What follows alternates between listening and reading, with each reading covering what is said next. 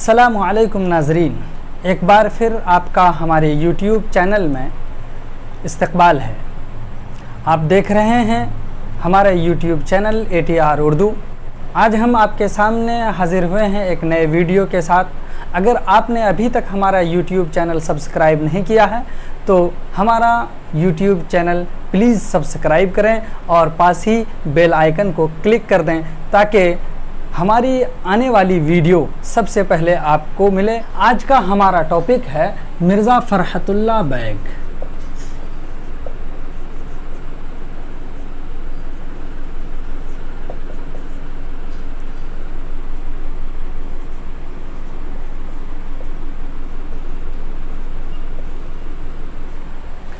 हम इसको 4 पार्ट में डिवाइड करके पढ़ते हैं।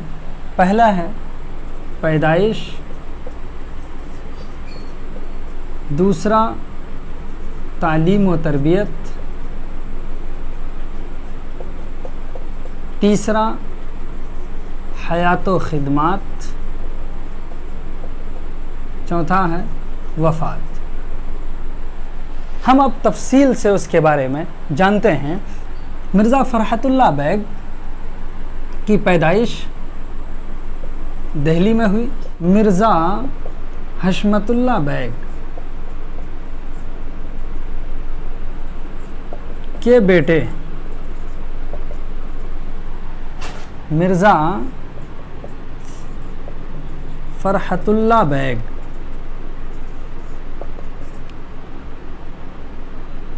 की पैदाइश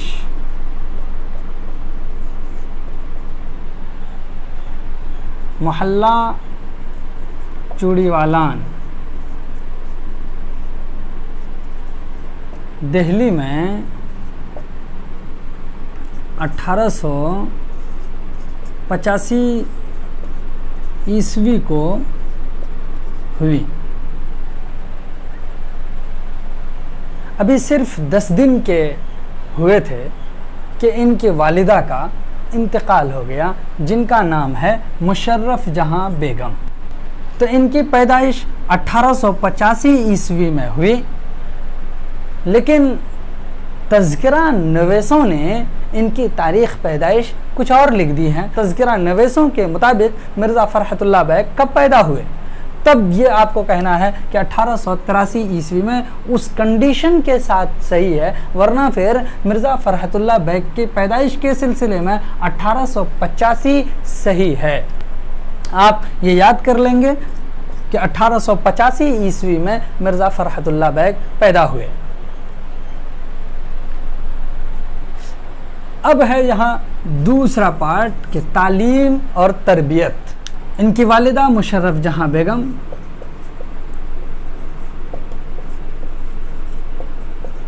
की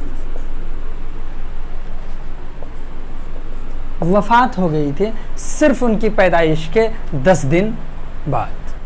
इनकी एक फूफी थी जिनका नाम था हुस्न जहां बेगम।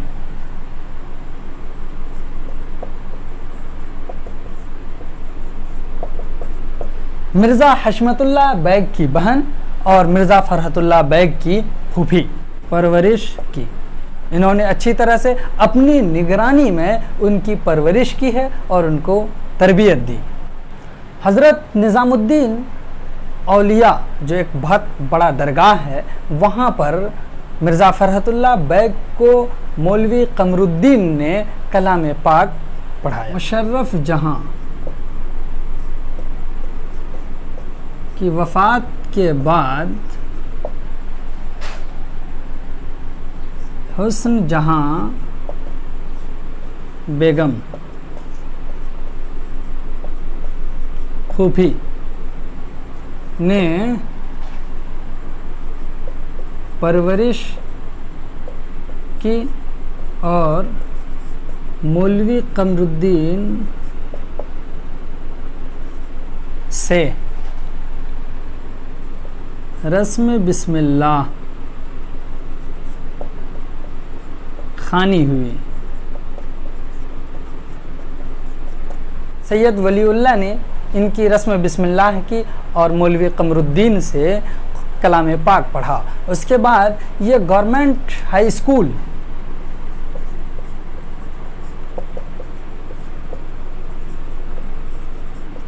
स्कूल दिल्ली ही से एंट्रेंस पास किया।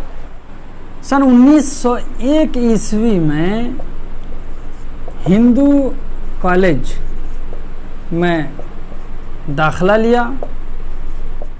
1903 ईस्वी में इंटरमीडिएट की सनद हासिल की।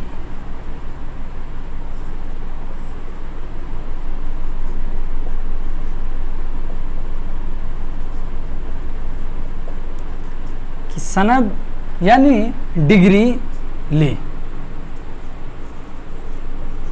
सनद हासिल की। सेंट स्टीफेंस कॉलेज से बीए किया। बीए करने के बाद उसी कॉलेज में यानी सेंट स्टीफेंस कॉलेज में मज़ीद तालीम के लिए यानी एमए में दाखिला लिया, एडमिशन लिया। लेकिन माशी हालत अच्छी नहीं थी। मिर्ज़ा फरहतुल्लाह बेग ने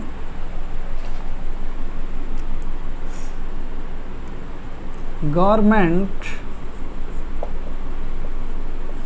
हाई स्कूल दिल्ली से एंट्रेंस पास किया और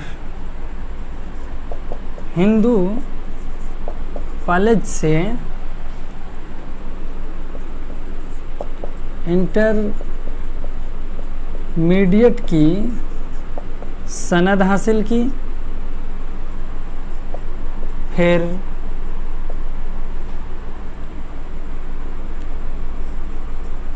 सेंट स्टीफेंस कॉलेज से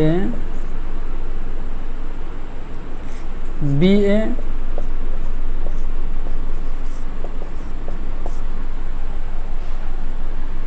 किया।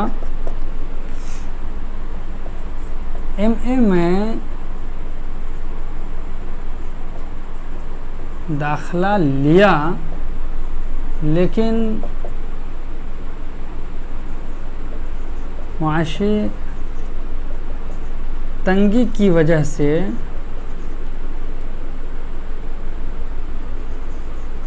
तालीम हासिल नहीं कर सके। अब तीसरा है हयातो खिदमात।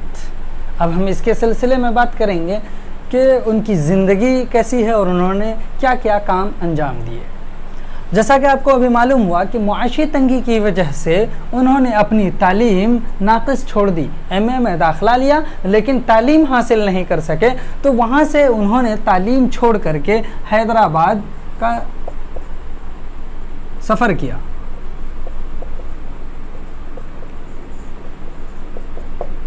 स्कूल में इंग्लिश टीचर की हैसियत से ये बहाल हुए और वहाँ पर कुछ दिनों तक इन्होंने तदरीस का फरीज़ा अंजाम दिया। उसके बाद हाई कोर्ट में मुतरजिम मुकर्रर हुए। हाई कोर्ट में मुतरजिम मुकर्रर हुए। हाई कोर्ट में मुख्तलिफ ओहदों पर रहे। इनकी खिदमात कुछ इस तरह से हैं, यहाँ पर लिखते हैं खिदमात। देखिए खिदमात हैं उनके। नंबर 1 मुअल्लिम, मुअल्लिम बने हैदराबाद में। उसके बाद नंबर 2 मुतरजिम, ये हाई कोर्ट में मुतरजिम रहे यानी दिल्ली में, वापस आ गए। नंबर 3 इन्होंने तीसरी खिदमत अंजाम दी उसी हाई कोर्ट में, मुख्तलिफ ओहदों पर रहे यानी उसमें उनकी तरक्की होती रही। फिर एक एग्ज़ाम दिया इन्होंने, जुडिशियल एग्ज़ाम दिया था हाई कोर्ट में ही, जिसकी वजह से वहाँ पर रहे। तो एक वक्त आया कि ये वहाँ पर सब इंस्पेक्टिंग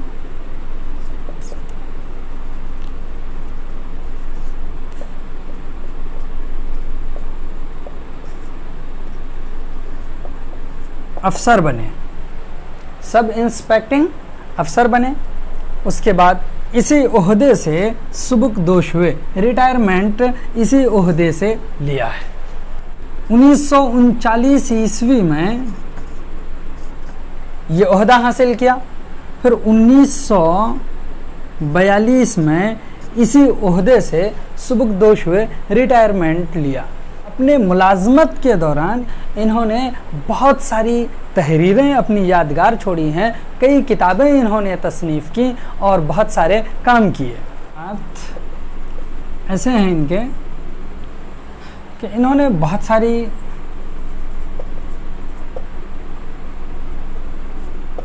बहुत सी किताबें तसनीफ़ की, बहुत सी किताबें तसनीफ़ की हैं। नंबर 1, मज़ामीन फ़रहत। यह किताब इनकी 7 जिल्दों में, यानी 7 वॉल्यूम में यह किताब मिर्ज़ा फ़रहतुल्लाह बैग की दस्तयाब है। मेरी शायरी, मेरी दास्तान,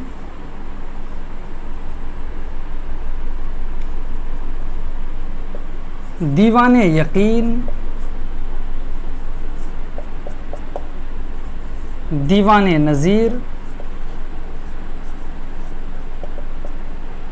इनमें ये बहुत अहम है। मेरी शायरी किसकी किताब है? मिर्ज़ा फ़रहतुल्लाह बैग की किताब है। दीवाने नज़ीर भी इनकी किताब है और इनकी शाहकार तहरीर में शामिल किया जाता है बेहतरीन खाका डिप्टी नज़ीर अहमद की कहानी।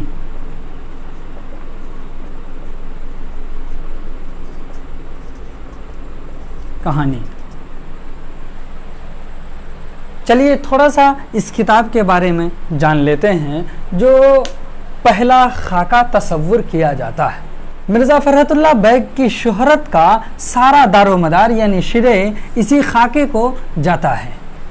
यह खाका सबसे पहले दिल्ली से निकलने वाला एक रिसाला उर्दू में जुलाई 1927 ईस्वी में शाये हुआ। अंजुमन तरक्की उर्दू के तहत दिल्ली से तबाह होने वाला रिसाला उर्दू में जुलाई 1927 को पहली मर्तबा शाये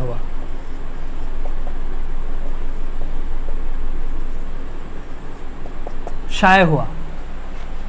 अब ये पूछा जाता है डिप्टी नज़ीर अहमद की कहानी कुछ मेरी कुछ उनकी ज़ुबानी सबसे पहले किस रिसाले में शाये हुआ, वो रिसाला कहाँ से निकलता था, या फिर सबसे पहले किस सन में शाये हुआ। तो आपको इस एक लाइन में बताया गया कि अंजुमन तरक्की उर्दू से एक रिसाला निकलता था। ये अंजुमन तरक्की उर्दू दिल्ली में है, जिसके तहत एक रिसाला निकलता था जिसका नाम था उर्दू। उसमें जुलाई महीने में यानी 1927 ईस्वी को पहली मर्तबा शाये हुआ। अगर आपसे ऐसे भी पूछा जाए कि डिप्टी नज़ीर अहमद की कहानी कुछ मेरी कुछ उनकी ज़ुबानी सबसे पहली दफ़ा किस शहर से शाये हुआ, तो आपको कहना है दिल्ली शहर से शाये हुआ। मिर्ज़ा फ़रहतुल्लाह बैग की वफ़ात कब हुई? तो मिर्ज़ा फ़रहतुल्लाह बैग की वफ़ात 1947 ईस्वी को हुई। यहीं पर हम आपको बता दें कि मिर्ज़ा फ़रहतुल्लाह बैग ने 2 शादियाँ की हैं अपने चचाजाद बहन से। 1908 ईस्वी में मिर्ज़ा फ़रहतुल्लाह बैग ने शादी की।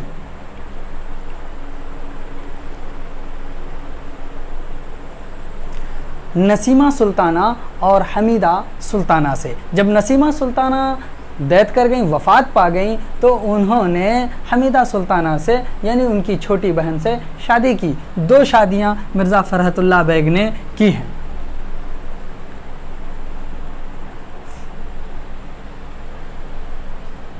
बिल आखिर 1947 ईस्वी में खुद उनकी वफ़ात हो गई। और वो सराय इलाही